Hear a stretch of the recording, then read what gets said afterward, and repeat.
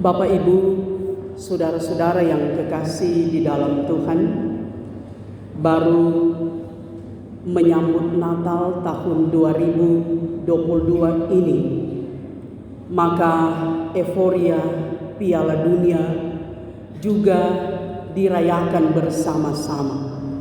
Biasanya Piala Dunia kan bulan Juli, tapi saat ini tahun 2022 ini bulan November dan Desember, di saat kita merayakan ibadah menyambut Natal. Karena apa dirayakan bulan Desember? Karena kalau kita search di Google, Qatar itu bulan Juli musim panas, nanti akhir tahun baru musim dingin, sehingga dilaksanakan akhir tahun. Nah, saudara-saudara, biasanya ketika yang bertanding itu adalah tim andalan kita, dan ketika tim andalan kita menang, sorak-sorai kemenangan pasti sangat dirasakan. Orang bergembira, bersukacita, bahkan berteriak girang ketika tim yang kita andalkan itu menang. Tapi ketika kalah pasti kecewa, bahkan menangis. Nah, saudara-saudara yang kekasih di dalam Tuhan, kemenangan selalu menjadi dambaan semua orang. Maka sebagai orang Kristen, kita yakin kelahiran Yesus adalah kemenangan bagi setiap orang percaya. Kedatangan Yesus ke dalam dunia itu adalah kemenangan bagi kita. Sebab kita manusia berdosa, Allah rela berinkarnasi menjadi manusia dalam diri Tuhan Yesus Kristus untuk memenangkan kehidupan kita, menebus segala dosa kita. Padahal dia tidak bersalah, tapi dia menanggung kesalahan kita. Dia rela menderita, dia rela mati, tetapi dia bangkit kalahkan kuasa dosa, bahkan kalahkan maut. Nah, saudara-saudara yang kekasih, kedatangan Yesus sebagaimana yang dikisahkan dalam Alkitab sangat sederhana, tidak ada kemewahan, tidak ada sorak-sorai seperti yang kita rasakan saat ini. Yang bersorak-sorai adalah malaikat, adalah para gembala, adalah orang Majus, Bunda Maria dan Yusuf. Tetapi kebanyakan orang, apalagi elit-elit agama, elit masyarakat, mereka tidak bersorak-sorai tanda kemenangan saat Yesus lahir. Padahal Yesus adalah Raja Damai. Yesus, dia adalah Tuhan, dia adalah Mesias. Dia datang menjumpai kita dalam kesederhanaan, bahkan dalam kehinaan. 2000 tahun yang lalu Natal tidak ada pohon Natal, tidak ada pesta, tidak ada pernak-pernik yang mewah, tidak ada kue minuman dan sebagainya seperti yang kita rasakan saat ini. Namun saudara yang kekasih, Yesus datang dengan satu tujuan, bahwa dia ingin menyelamatkan kita. Karena kasih Allah yang begitu besar, sebagaimana yang ditulis dalam Yohanes 3 ayat 16. Karena kasih Allah begitu besar, bahkan dikatakan juga Natal itu adalah hari besar. Yang besar itu adalah kasih Allah. Dia rela datang sekalipun dalam kehinaan, dalam kesederhanaan, tapi dengan satu misi, supaya kita manusia diselamatkan. Nah, saudaraku yang kekasih di dalam Tuhan, Minggu Advent yang ketiga saat ini, kita ada dalam perenungan kitab Markus, di mana tujuan Markus menulis surat kepada jemaat mula-mula yang pada waktu itu ada dalam tekanan, ada dalam keterpurukan penderitaan karena kekejaman Kaisar Nero yang memerintah saat itu.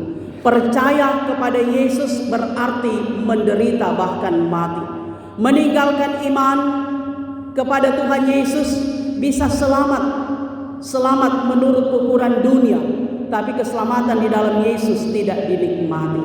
Karena itu saudara, dalam keterpurukan dan ketertekanan jemaat mula-mula, maka Markus dia memberikan semangat, dorongan, support supaya tetap percaya pada Injil itu sendiri, yaitu Yesus Kristus. Sebab Injil bukanlah sekedar konsep, bukan sekedar apa itu Injil. Injil adalah titik-titik, tapi Injil itu adalah pribadi yang hidup. Sekali lagi, Injil bukan sekedar tulisan atau konsep, tapi Injil adalah pribadi yang hidup, yaitu Yesus Kristus. Yang kita imani adalah Tuhan, Mesias dan Juru Selamat. Yesus Kristus adalah subjek, adalah pokok dari Injil, pokok pemberitaan.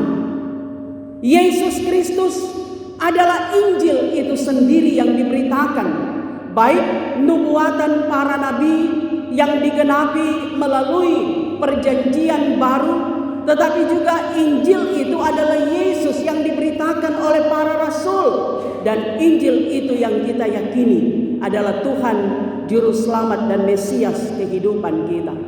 Karena itu saudara, oleh penulis Markus, dia mengutip nubuatan dalam kitab Yesaya, persiapkanlah jalan bagi Tuhan, dan itu yang dikatakan oleh Yohanes. Bahkan saudara, dalam kerendahan hati Yohanes dia katakan bahwa untuk membuka tali kasut Yesus pun dia tidak mampu, tidak sanggup. Artinya dalam kerendahan hati, sehingga Yohanes dia katakan, aku membaptis kamu dengan air, tetapi ia akan membaptis kamu dengan Roh Kudus. Baptisan Yohanes adalah baptisan pertobatan, satu ajakan supaya umat bertobat, setia kepada Tuhan, bahkan mau menerima kehadiran Yesus Kristus. Karena dalam kitab Injil dikatakan Yohanes yang lebih dulu lahir, barulah Tuhan Yesus, dan semua telah dipersiapkan. Nah, saudara-saudara yang kekasih di dalam Tuhan, tema perenungan Gemim Minggu Berjalan ini, persiapkan hati, sambutlah Tuhan Yesus. Saya percaya saudara, di rumah semua orang sudah mempersiapkan, walaupun sederhana, karena memang itu juga himbauan gereja bahkan pemerintah, merayakan Natal bukan dengan pesta pora, bukan dalam kemewahan, tapi dalam kesederhanaan. Karena yang paling penting adalah makna Natal itu sendiri, bahwa Yesus adalah terang dunia. Kiranya hati dan pikiran kita diterangi oleh kuasa Roh Kudus, oleh Injil itu sendiri, sehingga kita mampu menjadi terang. Perkataan-perkataan kita, ucapan-ucapan kita menerangi hati banyak orang.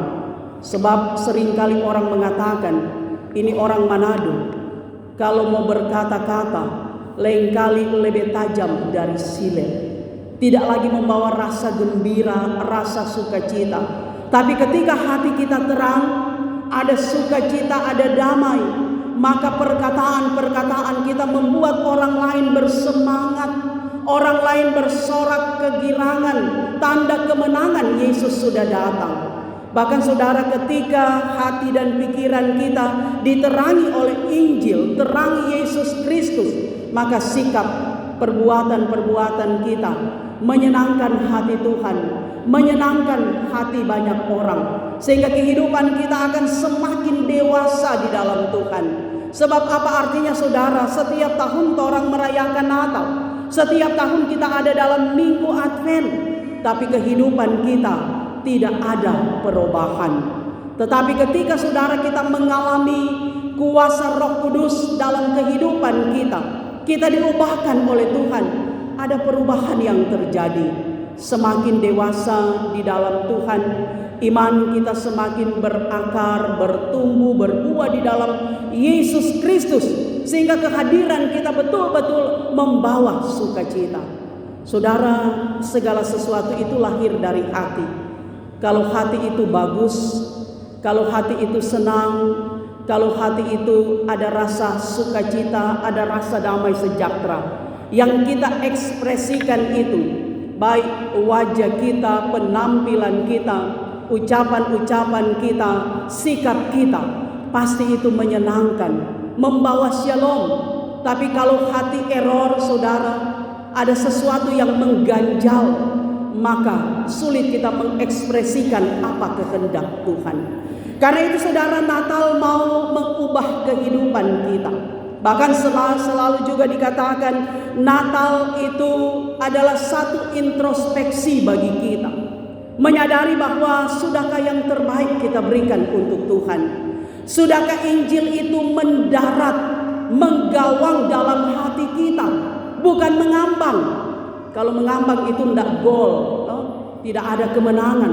Tapi kalau Injil itu menggawang, mendarat di hati kita, menginspirasi kita, maka kemenangan kita alami. Artinya saudara, perubahan akan terjadi, metanoia, pertobatan. Kita akan semakin dewasa di dalam Tuhan, sehingga betul-betul kita mempersiapkan kehidupan kita.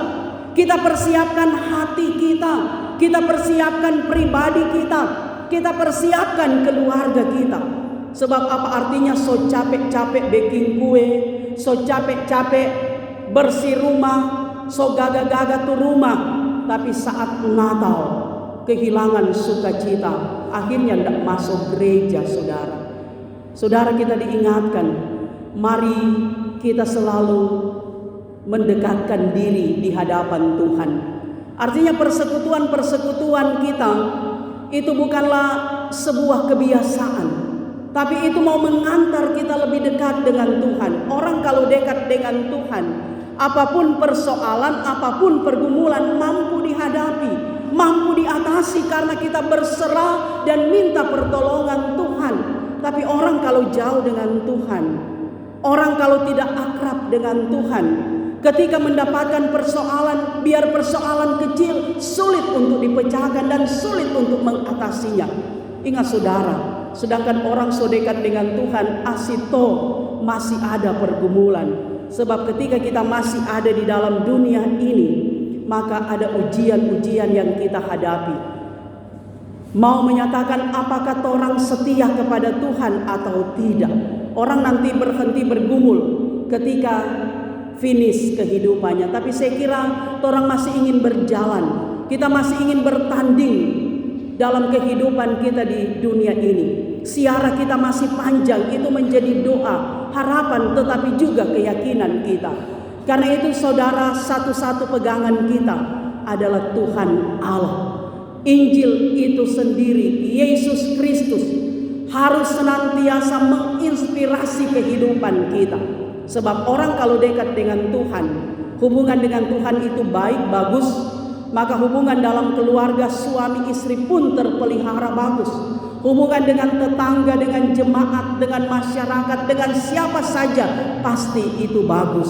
Karena kita selalu dimotivasi untuk lakukan apa yang baik, kerjakan apa yang benar.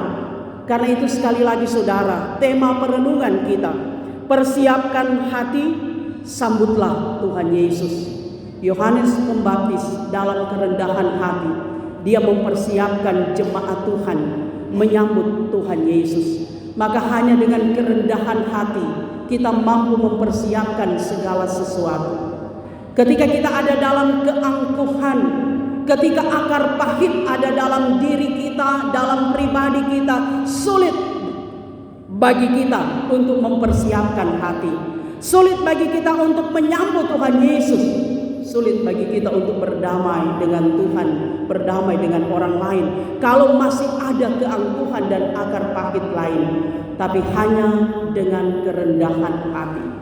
Ketika ada selisih paham dengan orang lain, ketika ada kerikil-kerikil tajam, ada hal-hal lain yang membuat kita dengan sesama kita atau dengan anggota keluarga yang lain hubungan tidak akrab, maka saudara, hanya dengan kerendahan hati orang minta maaf, kita saling memaafkan. Karena Tuhan lebih dulu mengampuni kita, Tuhan lebih dulu mengasihi kita. Maka itu juga yang Tuhan kehendaki, kita mampu ejawantakan dalam kehidupan kita, dalam kasih.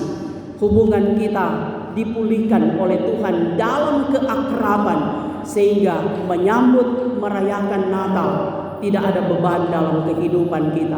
Menyambut tahun baru juga saudara, hati kita plong, sehingga kita mampu lagi bertanding, berlari di tahun yang baru tanpa beban kehidupan, tapi sukacita Kristus, damai Kristus yang terus memotivasi kita untuk bekerja dan terus akrab dengan Tuhan untuk menikmati berkat-berkat yang Tuhan sudah sediakan bagi setiap orang yang mau berusaha, yang mau bekerja dan selalu penuh keyakinan kepada Tuhan.